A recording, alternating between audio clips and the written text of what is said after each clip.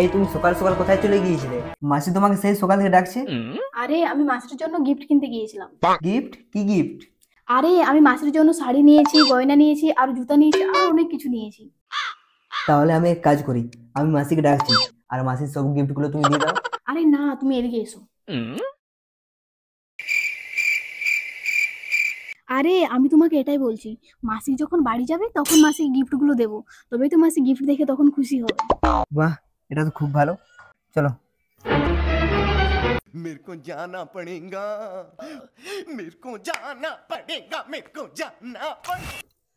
আরে মাসিমা, তুমি কোথায় যাচ্ছ? বেটা আমাকে বাড়ি যেতে হবে, তোমার মেশো কল করেছিল, বলছিল খুব শরীর খারাপ আছে। কিন্তু মাসি তোমার তো মাত্র 10 দিন হলো, আর এত জলদি চলে যাচ্ছ।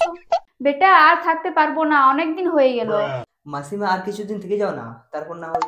বেটা আমি জানি তোমরা আমাকে খুব ভালোবাসো, কিন্তু আমাকে যেতে হবে। ঠিক আছে মাসি, তাহলে যাও। ঠিক আছে বেটা আমি আসি তাহলে।